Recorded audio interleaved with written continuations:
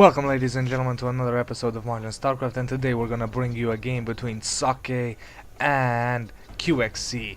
Now, QXC is from the Root clan, and Socke is from the aTn clan, so we're gonna have a classic American battle right here on Majin Starcraft on Jungle Basin.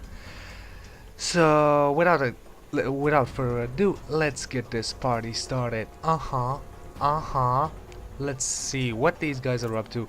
The production tab says an SCV and a probe. So incredible tactic by Socke right here. He's gonna produce a probe. Only pro level players actually manage to produce probes so early in the game, because only pro level players can actually press that probe hotkey.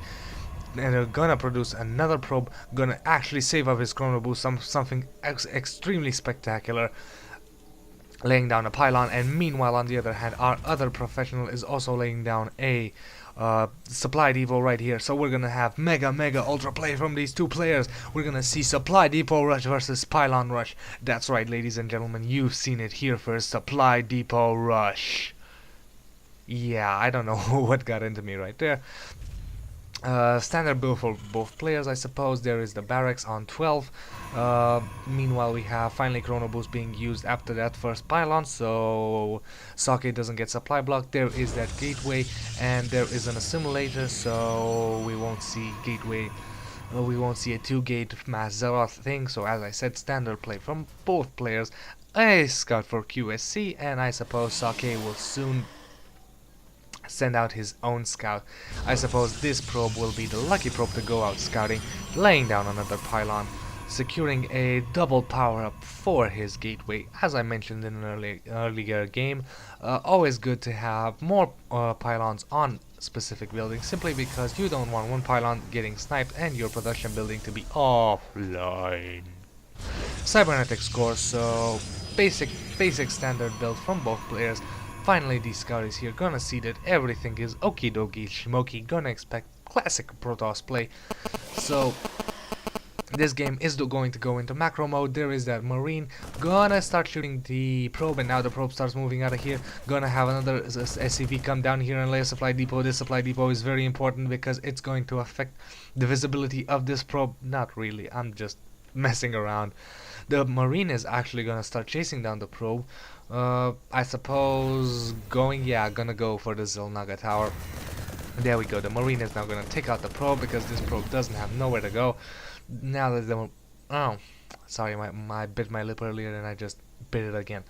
Now the marine will have the control over the Xel'Naga watchtower. Meanwhile, inside the base of Socke, the SCV is just running around. A zealot chasing it, but without zealot legs, no chance of capturing. Getting one hit there with those side blades, but sadly the SCV is much too quick and gonna run out of there with its drill and its cigar in its mouth. Screw you, you diplomatic zealot, you incredibly pain in the ass arrogant zealot. I'm an SCV, I don't give a shit. I'm from Space Alabama and I don't care. Now this SCV is gonna come on the Xel'Naga tower. Hey marine, yeah, you have a gun, I have a drill, let's see who wins. Oh, sorry again, my lip is really hurting. Meanwhile, Socke is actually going to go for an expansion right here. So an expansion a la pylon. I'm surprised about the positioning of this pylon. I suppose that since there is no void down, we're not going to see any cannons. Maybe for the later game, that's the reason for the pylon. I suppose a much better position will be here to scout in case these rocks get destroyed. But we have one SCV, 2 Marauders, and a Marine here. And the Marauders actually have concussive shells. I did not switch I didn't see the concussive shells getting built, but I also managed to pause the game there, my bad. Meanwhile, the production tab says that we have the next on the way, a sentry and gateway technology, warp gate technology. Stim is also on the way. QSC is actually backing off a little. We have another marine and an SCV with 1 health here, so yeah. This is probably the SCV that got shot a little earlier. The army size is looking fairly similar for both players. We have 37 and 38 supply. Meanwhile, the units lost tab is favoring clearly is favoring QXC. As you can see at this point in the game, QXC is so far ahead, infinitely ahead, infinitely ahead. So he's using his army to scout his expansion to see for any kind of proxy pylon or any kind of shenanigans. That's not the case. Meanwhile, the build has gone, I think the build was originally 1-1-1 and it's transitioned into two more barracks. So we're gonna see what comes out of this. Is this a reactor? So yeah, we're gonna have a transition into a mass bio build. A mass bio build. This is the first build of the game. It's not a transition with medevac support. So we'll see what exactly Socke gets to this. And Socke is getting on an observer. Observer costs a lot of gas, but then again, I don't know. Because of this observer, that means a second observer. So this is good when it comes to scouting. But I suppose this observer is completely delaying any kind of Colossi build. There is no Templar archives anywhere and no apparent tactic to build it. So yeah, the observer is going to spot this army, trying to hide it a little bit. Probably saw the little blurry thing on the map. If you heard that beepity beep, that was just my phone. I forgot to set it on silent forecasting. I actually forgot. I'm sorry, that was completely my bad. But meanwhile, we're gonna have the army moving in. And with one sentry, whoa, one marauder actually manages to get in there and gonna snipe off the sentry, does it, and manages to snipe off the sentry. That is huge, because when this force field goes down, this entire army can go in. We have a splitting of the army, which is very, well, not necessarily wise, because of these, there are a lot of zealots here. Wargate tech is used, so warping in a couple of more stalkers. There's only one sentry completely out of position, so if QXC can move in here, he could actually manage to do some fairly significant damage. Scouting up, gonna see that nothing is, and there it is. There's the sim, there's the run-in. Gonna take out one gonna take out one stalker, one sentry, and gonna move out. So as you can see, now the units lost are actually favoring QXC in the literal sense, in the actual part of the game. So a very nice play from QXC there. Now sadly we're gonna have a scouting factory right here. So scouting factory, how did I actually manage to miss that? I have no idea. So now we're gonna have a little bit of combat here. Stim being used, guardian shield being used, very nice use of force fields, separating the army. The medevac is not being focused down, and so the marine marauder build with Stim is doing a lot of damage. There is one immortal to survive that marauder attack, but sadly it goes down really fast. So now we have a lot of marauders versus gateway units, and as we know, marauders win. So we have one more sentry and one more stalker, sentries and one more sentry and one more stalker, reinforcing marauders. So QXC again in that advantage, about 900 resources ahead when it comes to the units lost tab. Meanwhile, let's check out the production tab. The production tab says, there we go, we finally have the Colossus on the way with extended thermal lance, but it's gonna be a while until that lance is done. Meanwhile, we have combat shields and a Ghost Academy expansion on the way for QSC as well. So soon, if we look at the income tab, they're fairly equal, because hey, Terran does have Mule, and when this orbital command comes in, comes up and gonna use that second mule, the advantage will be to QSC. However, if we look at the gas, meanwhile, let's get a little fight. It's gonna be a little back and forth. That's why it didn't stick. Let's get back to the income. As I said, Socke is ahead in the gas right now. I gotta say that the army size is favoring, and the positioning is clearly favoring Socke here. The Colossus just pounding on these units, and there's nothing he can do. Now just wisely picking up all his army, dropping him here, gonna take out a lot of probes, gonna try and take out the Colossus. I don't know if this is such a wise move. Here come the warping in, goddamn warp key technology reinforcing it. Terran the only race that can reinforce this fast. Zerglings have larva, Zerg have larva. Protoss have warp gate. Seriously, Terrans are in a complete disadvantage when it comes to reinforcing armies. They have to get so many tech upgrades, so many buildings to reinforce, and even then they have to run across all the way, run across the map.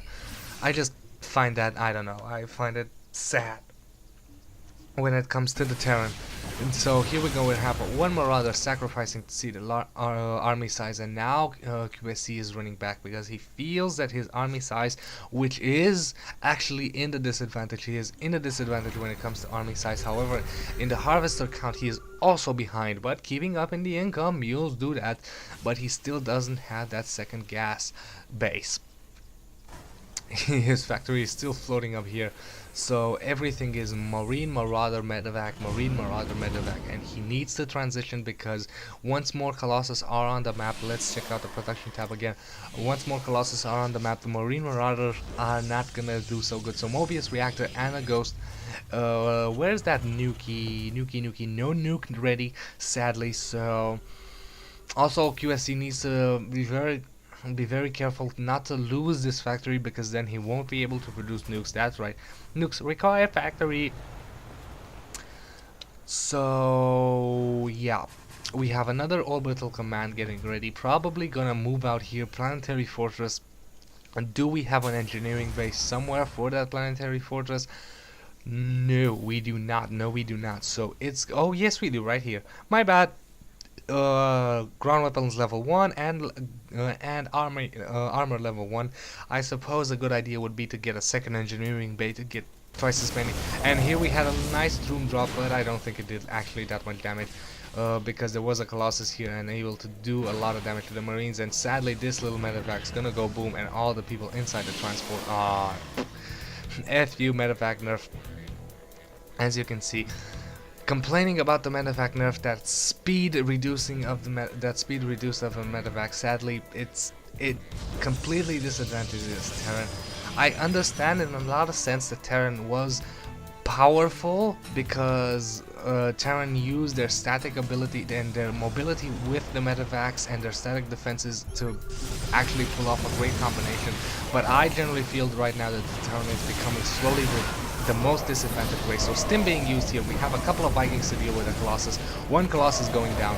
Stim is also doing a lot of damage, and there are the heals. These Vikings doing a lot of damage. Another Colossus falls and another Colossus falls. This base is here, so right now Socke is on 3 base while QSC is only on 2, taking out that pylon, taking out an SCV, gonna take out the cannon before it actually gets a shot off, and now gonna take out another Zealot. So this base is fairly good defended, because here comes another Colossus. These Vikings should come in here and try to take out that Colossus, and here they come, but now they're gonna actually get shot in. There goes one Viking down because of this photon cannon, and now this base is slowly getting defended. This base is gonna go. This is gonna get whoopie, and mass probe attack. Here comes the probes, and the probes are actually gonna do a lot of damage. There are 2 medevacs here, but running really low on energy, and these Marines Marauders are actually backing off, but losing a lot of probes here. So if we look at the income right now, 50 probes, and I know he had 60 earlier, so he probably lost about 20 probes there easily. Very nice use of Link and saving that Colossus, but sadly this base is gonna get taken down. So if we look at the units lost tab, Socke QSC is in the advantage, over 6,000 resources advantage right now. If we look at the army size, now QXC is in the advantage because he's also securing his 3rd base, transforming it into a planetary fortress. Mules are coming in here. Let's check out that income skyrocket when these mules start pumping in, and as you can see, 1,500, and it's gonna probably go up in 3,000 once even these transitioning SCVs kick in. 2,100, as you can see. Now QXC is in the complete dominance. He has map control. He's still using this factory to scout. So just incredible play by both players. Right now QXC is completely dominating the map, so now it's basically all in for Socke. He needs to do something, and do something bad. We have a lot of Vikings here, 4 Vikings to take out the Colossus, only Stalkers and a lot of Marauders, and we know what Marauders do to Gateway units. Now that the Colossus is dead, Gateway units lose, and Socke GG is out of there. So very good game by both these 2 players, just good solid gameplay by both of them. GG it was, GG it will be. Thank you guys for watching, and I'll see you guys next episode.